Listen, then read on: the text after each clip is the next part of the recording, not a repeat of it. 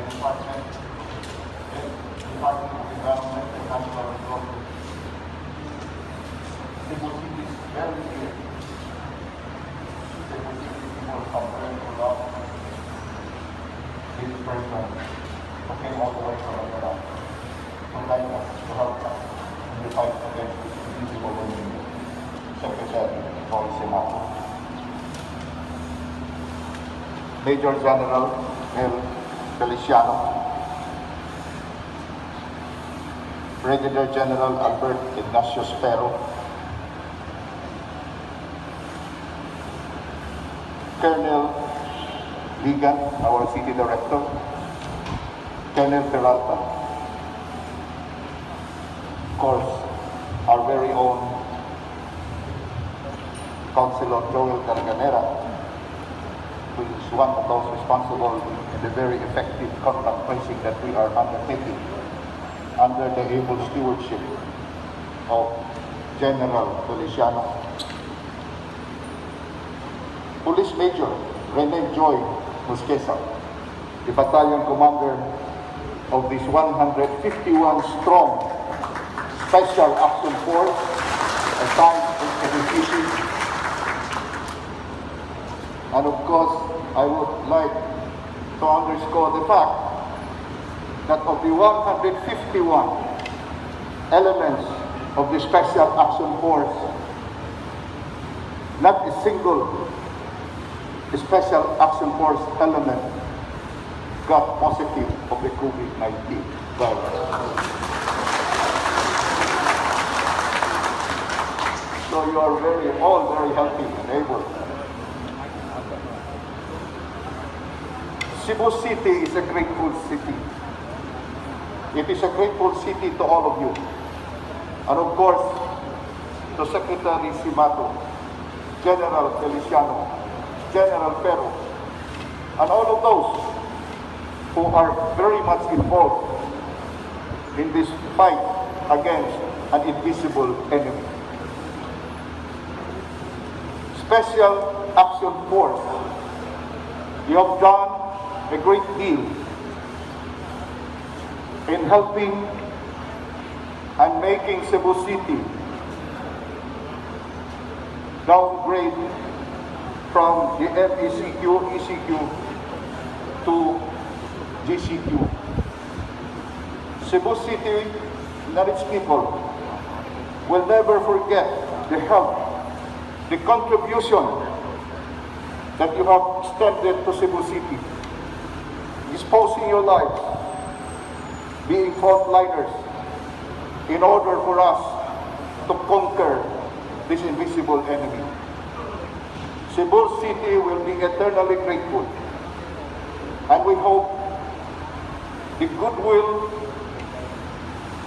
and the gesture that you have extended to us will never be forgotten by the people of Cebu City for the rest of their lives.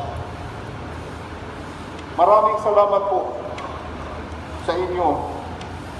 And sometimes I would even say that to say thank you is an understatement, because it was not easy then to really come up or fight against this pandemic. We wish and we fervently hope always that you will have your fond memories, although your purpose of coming over here is to perform your solemn duty as members of the Special Action Force. But I'm sure that you will also have your fond memories during your stay here in Cebu City, as well as the Cebuanos in the Cebu City will always have something to remember for all the deeds that you have extended to us during these trying times in the middle of this pandemic. So again, on behalf of the people of the city of Cebu, let me express my sincerest gratitude to all of you, members of the Special Action Force of the Philippine National Police. By the way, I just would like also to underscore the fact that when I was working as a prosecutor in the Ombudsman, I always have a special attachment to members of the Philippine National Police. So that if there were cases, I was assigned in Manila, if there were cases filed against members of the Philippine National Police, I always gave way to the defense that would be interposed by members of the Philippine National Police, because I know that your job is not an easy one, especially right there where there are syndicates being funded by criminals who have all the resources. So I have always the high respect and regard. Of course, there are bad eggs, just like any other institutions, but I always adhere to the presumption that a member of the Philippine National Police perform their duty in their utmost integrity, capability, and of course, to their solemn oath as members of the Philippine National Police. And I hope that all of you will continue to serve to your utmost fidelity and integrity, because after all, you are public officials in the real sense of the word, and you are, of course, covered under the accountability of public provision of the Constitution. Again, sa binisaya pa, daghan kayong salamat. Dili yun nila mo makalimtan sa tibuok ng kinabuhi ang inyong paghatag sa inyong pagtabang dinhi kanamo sa dakbayan sa Subo. I'm sure that from here, of course, you will be assigned to another duty. Of course, again, against this invisible enemy. But before that, let me tell you that you have your families waiting for you at home. And from here, I'm sure you will be able to hug your wife, your children, and your family members. And of course, I am sure that you will be very proud to say that as members of the Special Action Force of the Philippine National Police, you have made life better for the people of Cebu City and the rest of the Philippines, and for the generations to come, that all of us will enjoy the fruits of freedom, democracy, and of course, in this fight against the pandemic, that you have your share in bringing something for the generation and the generations to come through your gallant, valiant effort as members of the Special Education Force of the Philippine National Police. Again, daghan kayong salamat. Dili yun din namo makalimtan. Kunya, don't worry. Cebu City is preparing for the recognition during our Cebu City Charter Day. All of those who have extended help will be acknowledged. It will be a big event because it will be the Charter Day of Cebu City. And all of those who have helped us will be acknowledged, recognized by the city government of Cebu. Again, salamat kayo, kayong buntag sa atong tanan. Thank you very much, sir. At this juncture, we'll request our Regional Director of Police Regional Office 7, Police Brigadier Albert Ignatius, to open this message.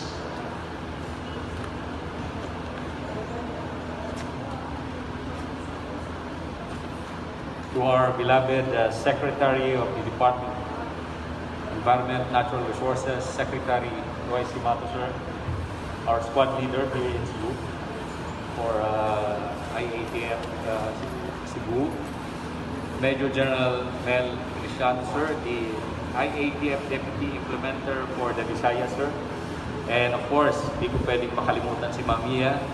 Belated happy birthday, ma'am.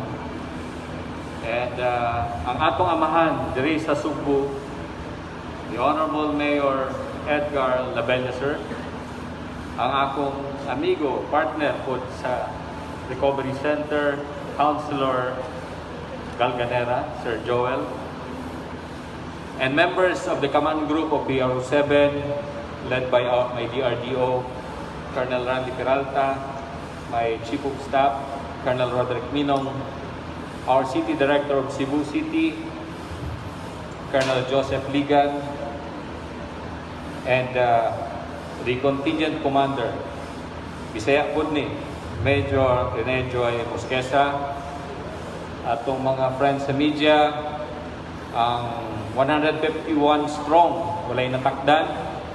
Pakpakan nato ang SAF.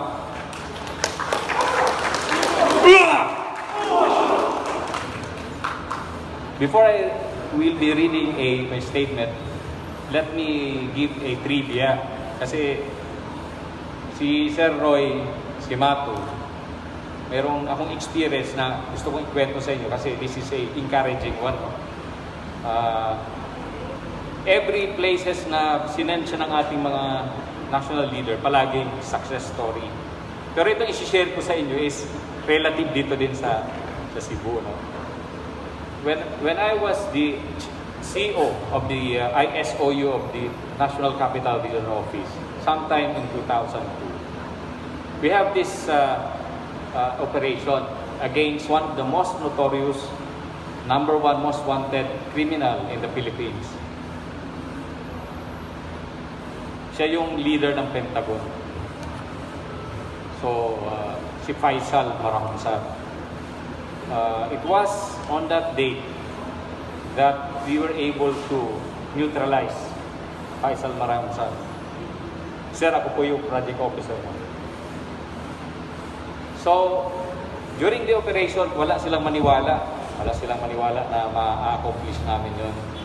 But on that early morning, we were able to neutralize that leader. Because during that time, it was a big embarrassment for the police kasi nakatakas siya sa mismong Camp Crame. And we were lucky during that time. So, dumating si NCR Director, si Sir Ray Velasco, dumating ang ating GPNP, si Sir Hermon Silvan. And then suddenly, a green helicopter landed in that place in Magallanes, Cavite. Ang nakasakay po doon si General Roy Simato. Kaya swerte po sa akin talaga si Sir Roy kasi dito sa Cebu, nanalo na naman uli ako. Napababa natin na we were able to conquer this. So, pagpakan natin kasi siya talaga yung good vibes. Good vibes at the same time, hindi siguro maalala ni Sir Roy, pero ako po seryoso. Actually, kami po lahat doon sir ay were rewarded. I got my 3rd spot promotion on that operation. So, ngayon, happy na naman ako dahil parang hopeless na kami nila mayor nung panahon na sobrang taas dito sa Cebu. Buti na lang, may pinadalang team kasama si Sir Mel Feliciano. Talagang, sa tingin ko, lucky charm talaga si Sir sa government na ito. Pakpakan natin si Sir Roy Simato. So, let me read my message to the troopers. According to a proverb, all good things must come to an end. It has been a month and 9 days that you have stayed in Cebu. Those days that you have been assigned here was a great help in the implementation of the quarantine protocols. During your stint here, you have established and enforced discipline among the residents of the city. Walay pabor-pabor. A more disciplined and abiding Cebuanos is a product of the 1 month that you have been here. This discipline gave fruitful results of lowering COVID-19 positives in the city. From what used to be hundreds of cases per day is now down to 20 to 30 plus. This is mainly attributed to the discipline of staying at home and going out only when buying essentials. As an elite force, you have fought a battle in a different field. Though not one bullet was fired, but the danger and the deadliness of the situation is the same.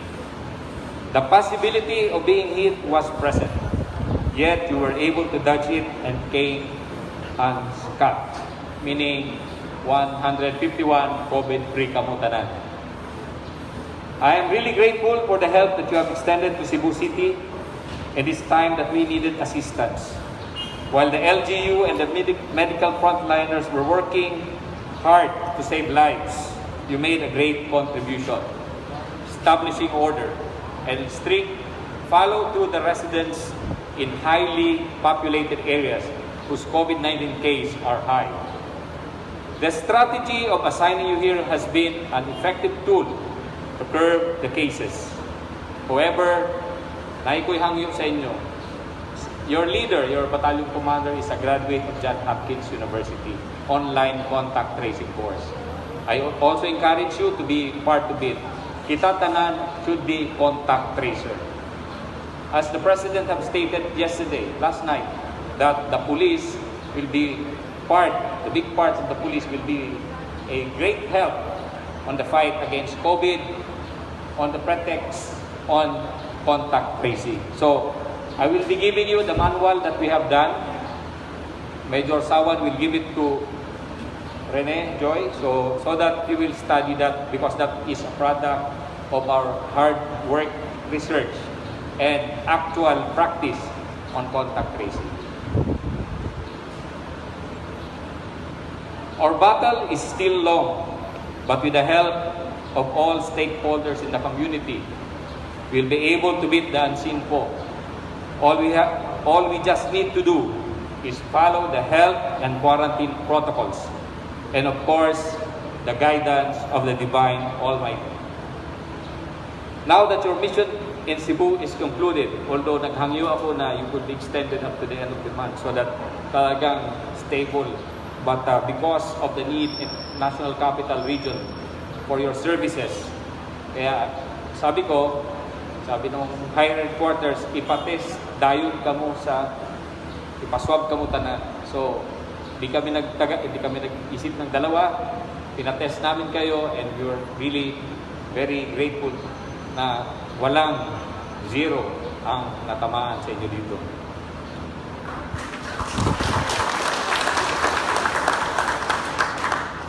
You will now journey on the next target and conquer it and become victorious. But of course, yung ating tinatawag na medical health standards should be practiced. And today, I will be adding the fogging machine that I've given you last night. Para protektado kayo, yung fogging system, yung ating preventive site ay ipapadala ko rin sa inyo. Hindi nyo lang madala yung fogging chamber natin kasi malaki yan. But I'll be giving you 3 fogging machine.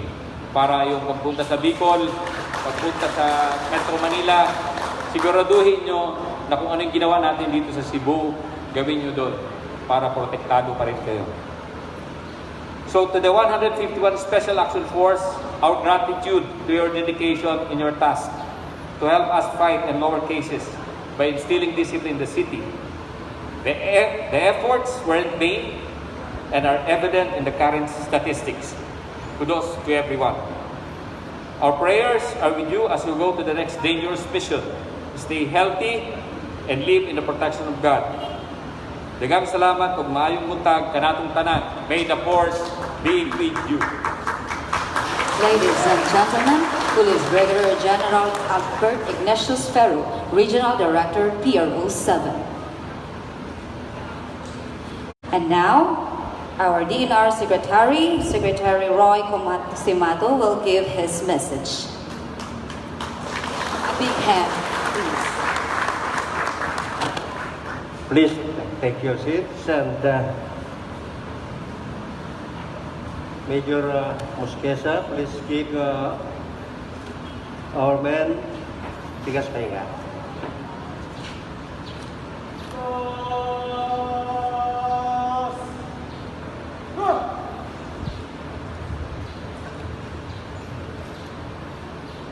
Good morning.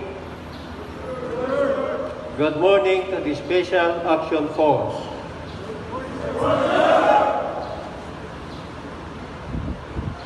If you look at your patches, anong nakasulat doon? Tagaligtas. Ang patch nila ay tawag na nakalagay tagaligtas. In different arena, in combat, and in this kind of pandemic tagaligtas ng COVID-19. I would like to greet first by the seniority because nasa military tayo ngayon, ceremony o police military ceremonies. Unahin kong i-greet yung mas ranking at saka mas matanda. General Mel Feliciano, ang aking kasama-sama rito sa patupad ng ating plano at saka mga protocols dito sa Cebu City. He belongs to class 85. Yung kanyang underclass, susunod ko rin i-grade. Kasi Major General Feliciano, 2-star siya. Kaya inuna ko muna. Sumunod si Brigadier General, Police Brigadier General Pero.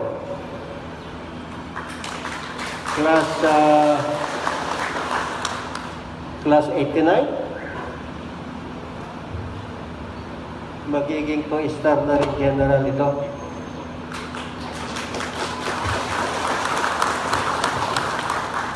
Gusto ko sana kasing kamayan kanina, pero out of bawal kasi ng handshake. Pero mamaya mag-handshake pa rin tayo, pero pagkatapos alcohol. Para ipatubad ko lang yung tradition ko na yung kinakabayan ko nagpupukot.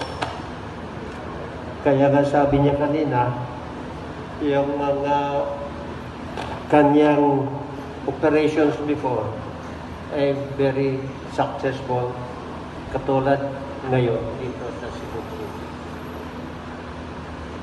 Gusto ko na sana sabihin na well done and mission accomplished. Pero premature pa yung mission accomplished. Hintayin ko talaga matapos itong pandemic. I would like also to greet the Mayor, Mayor Labella,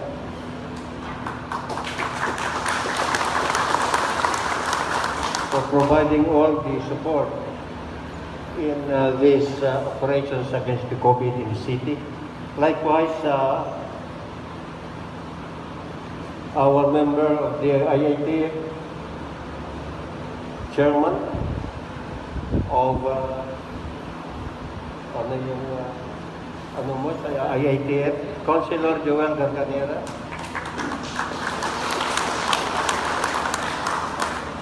and also to the other officers here, Police Colonel Peralta. Ito na yung mga sumusunod na rin. And also the Police Colonel Minong, Police Colonel City Director Josepino Ligan, and of course Police Major Rene Choi Posquisa, our contingent commander. I would like to congratulate you and commend you for your excellent commandership for this group of police men, police officers and men, for your assignment here in Cebu City. When I was giving the award kanina, I asked them, I gave my congratulations to each of them, and I asked them, taga saan ka? Sabi yung isa, taga Abra. Yung isa naman, taga Kalinga, Apayaw. Yung isa naman, taga Lalo, Cagayan. Sabi ko, naku, pareho tayo lahat Ilocano. We are all from the north. May I know kung sinong taas nga yung kamay, yung taga mga Ilocano, taas ang kamay? Opo. Mukha yatang mayroon rin kayo nakilala rito sa Cebu, ha? Ba, pakibaba? Yung mga yung mga Tagalog, taas ang kamay. Oo. Naku, kung babalik pala kayo doon. Yung, yung mga Bisaya, from Mindanao, down. From other parts of Visayas and Bicol, taas ang kamay. Wala na? Oh. Yes. And all the rest from the members of this contingent, good morning to all of you. Yung mga sigaw-sigaw na yan, napapaano ko eh. Kasi maalala ko rin yung mga... I was a lieutenant here, assigned ako rito sa Cebu, noong 70s, pag-declare ng martial law. Binigyan rin kami ng send-off ceremony katulad ito. Then we were assigned in Sulu. Istoryahin ko nga yung isang hindi ko makalimutan na nangyari doon sa amin doon.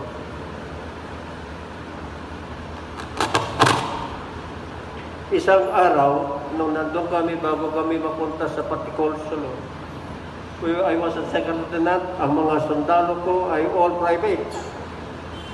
We were composed of, we were organized here in Cebu to provide reinforcement for Mindanao at that time. So kami ang na-organize na katulad rin ninyo, special forces, special units na ma-assign doon. Sa araw, pero nagpunta sa akin yung manager ng RCPI.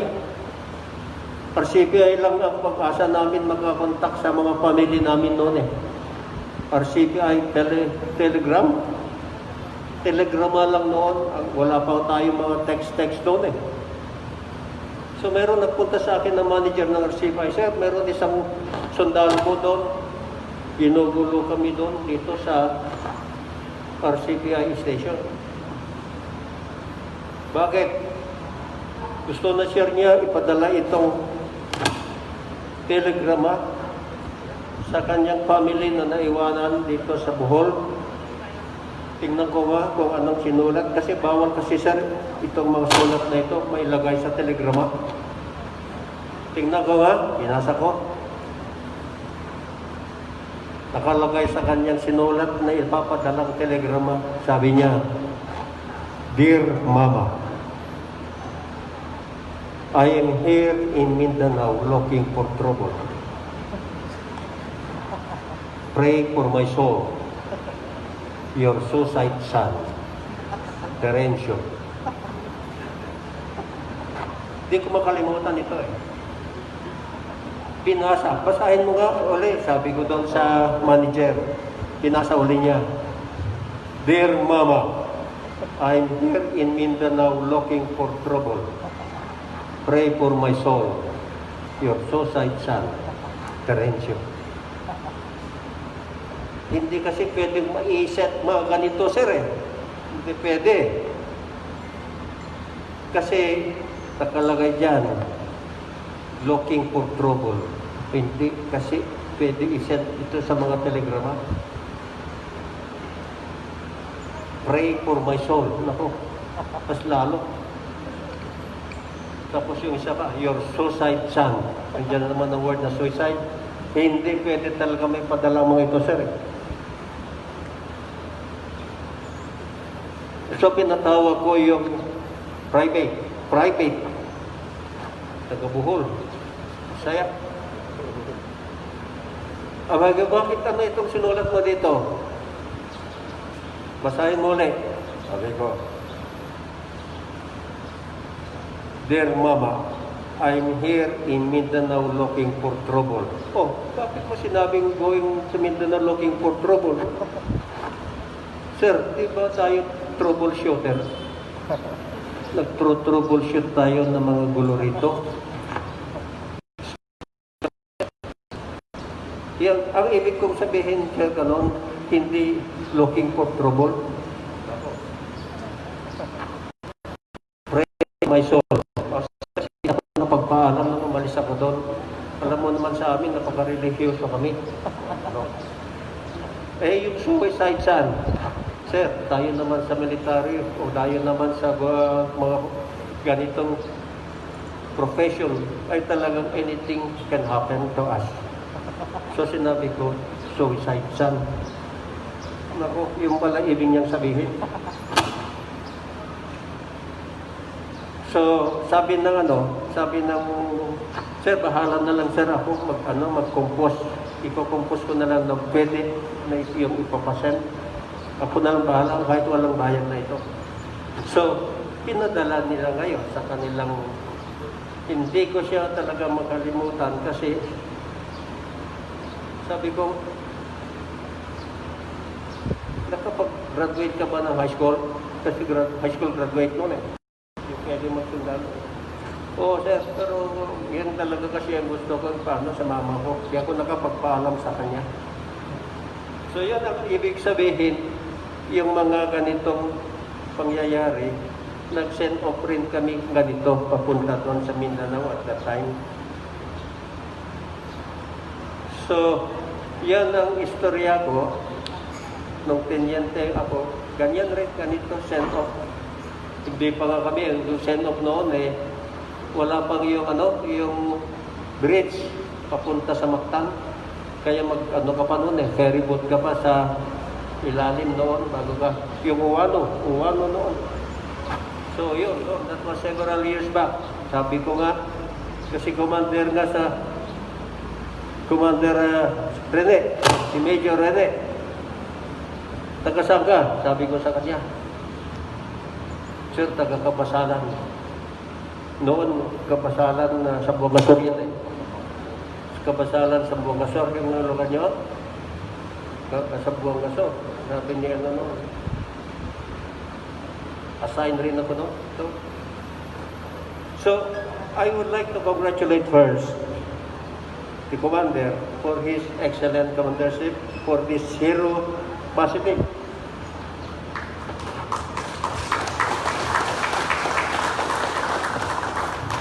So kasi, sabi nila kasi sa akin, itong sinabi, yung very malakas ang transmission dito sa Cebu City. Pero nung sinabi sa akin na out of 151 na swab, zero. Walang naging positive sa inyo. In that case, I would like to congratulate your commander for the discipline that you made.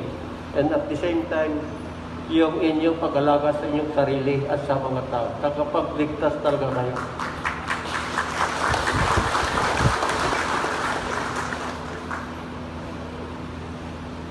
When I was made to report to Malacanang to report to the President,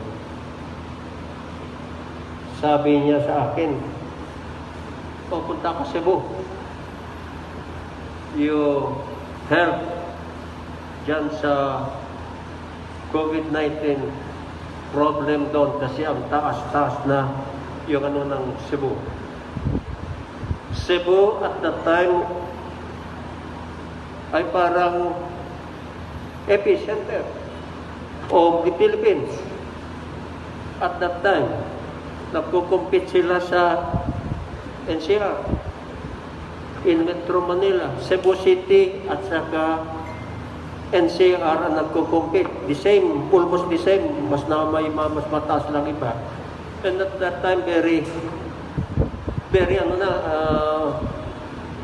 worrying na yung status dito sa Cebu. So, punta ka sa Cebu. Ay, sabi ko, yes sir, I accept the challenge as what you have told me. When you told me to go to Boracay to solve the problem of environment there in that island, resort island, nagpunta ako doon. then nasolve ko rin yung problema. Sabi naman later, punta ka sa Middle East. Tignan mo yung mga Pilipinos doon, nag-work. Pumunta na naman ako doon sa Iraq, napunta naman ako sa Libya.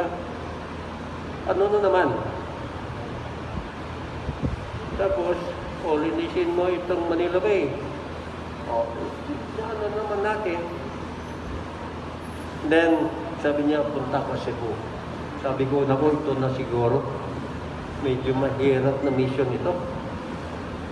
Mahirap siguro ito. If you enumerate yung mga nagawa, katulad yung sinabi ni General Vero, ay hirap siguro ito. Ang sabi ko, I accept the challenge. So, tapos after that, huwag kang mag-alala, sabi ni President, ipapadala ko yung Special Action Force.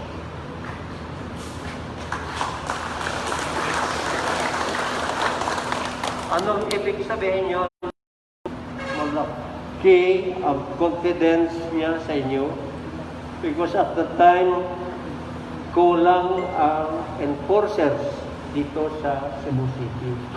So, they have to send augmentation as what the leadership of the Philippine National Police did, pinadala kayo rito. Well, there are a lot of apprehensions. Tapos sabi ko, baka naman ito yung mga sundalo o kaya mga pulis na baka maging problema sa mga matakot na mga tao. On the contrary, ladies and gentlemen, itong grupo na ito, sa harapan ninyo, ay ito nagpakita ng professionalism dito. Nagpakita ng kanilang discipline. Wala akong narinig ng mga complaint against them. And to that, I congratulate all of you.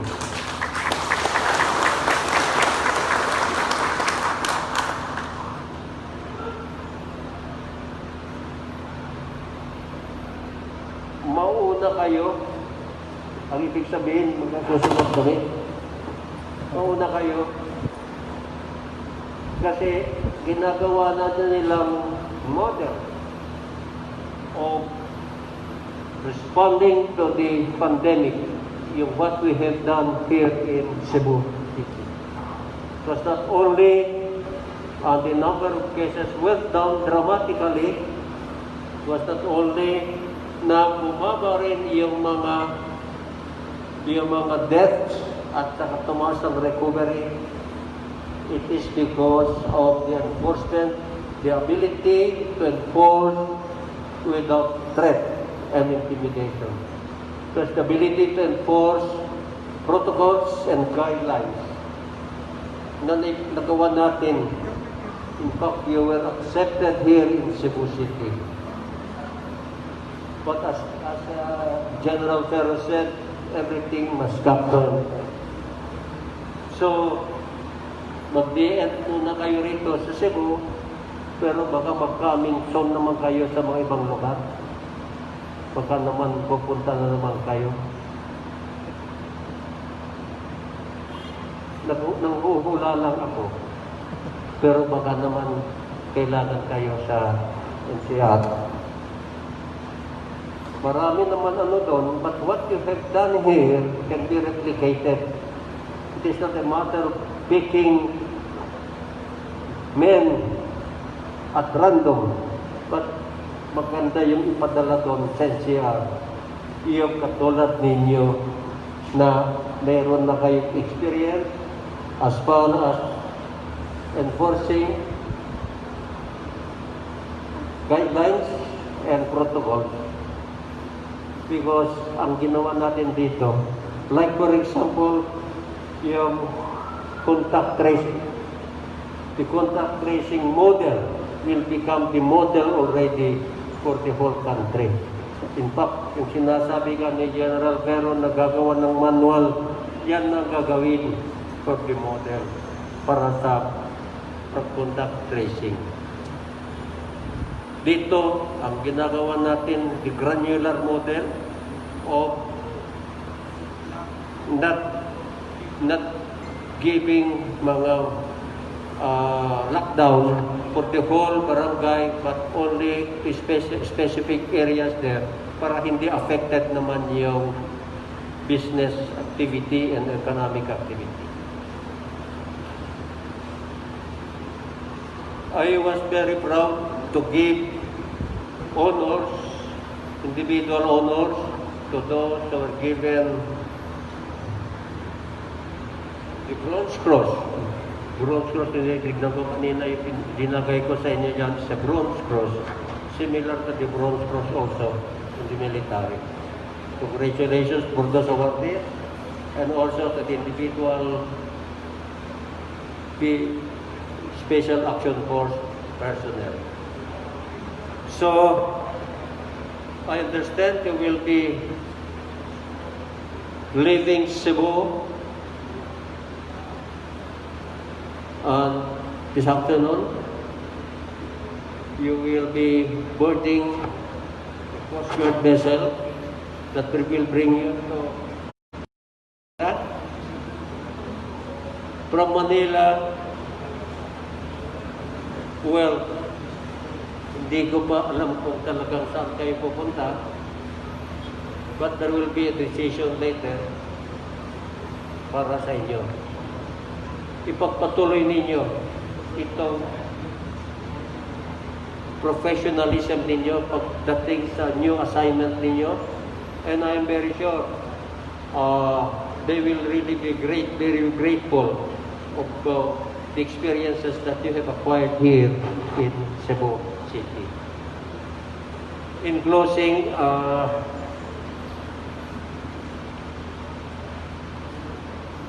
the situation of Cebu City as we live today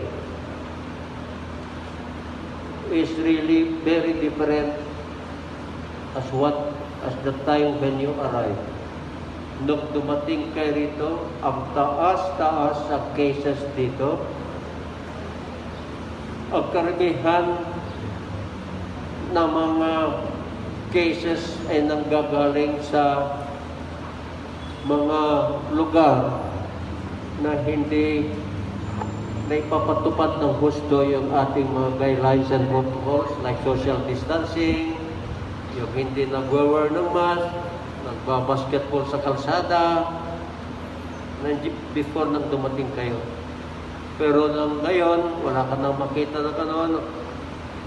Tumitigid ako sa lugar-lugar ng mga barangay dyan sa gabi, ganda na yung compliance sa mga tao.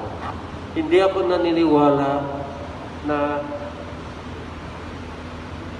hard-headed ang mga tao. Naniniwala ko na hindi lang sila nabigyan ng pagkakataon malaman ang nangyayari. They don't know, especially sa mga barangay, kung ano nangyayari ngayon, especially at saka kung ano kailangan, i-explain kung kailangan ba ganito. Yan ang tingin ko pagkukulang noon. Ngayon, naipatupad natin yun, alam na nila situation. So, madali na lang mag-enforce, hindi mo talagang ipepersa yung mga tao. And to me, that was the first signal for success dito sa atin sa Cebu City. And because of your discipline, because of your professionalism, naniwala ang mga tao, and therefore nabawasan ng cases. Ang 300 a day cases noon, nung dumating tayo rito, 300 average isang araw, 300 new cases. Ngayon, bumaba na hanggang 20 na lang isang araw. From 300, naging 20 na lang. And that is an indication of the compliance of the people and guidelines and protocol. And because of your professionalism, nagawa natin yan. Again, you can go home to your respective places later on and you can tell them that you have done something for the people of our country, in Cebu City particularly. Maraming salamat at pagpatuloy niyo yung ginagawang mabuti. Thank you very much. Maraming salamat. Thank you, Secretary Simago, for your inspiring message and motivation.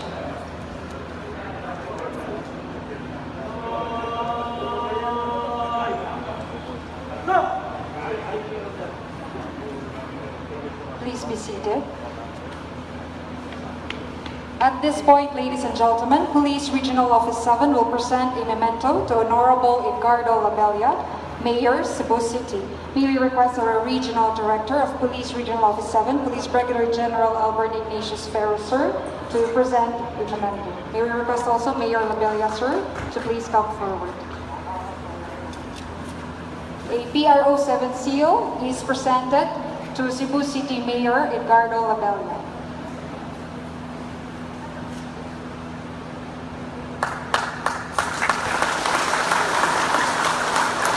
Thank you very much, sir. Another memento is presented to DENR Secretary Roy Simato. Our Regional Director, PRO 7, will now present the memento. A replica of Santo Niño Church and Convent as a symbol of Christianity and strong faith to the Cebuanos, to the Holy Child, Senior Santo Niño. Thank you very much, sir. Please rise for the singing of the PNP hymn Lingkod ng Bayan.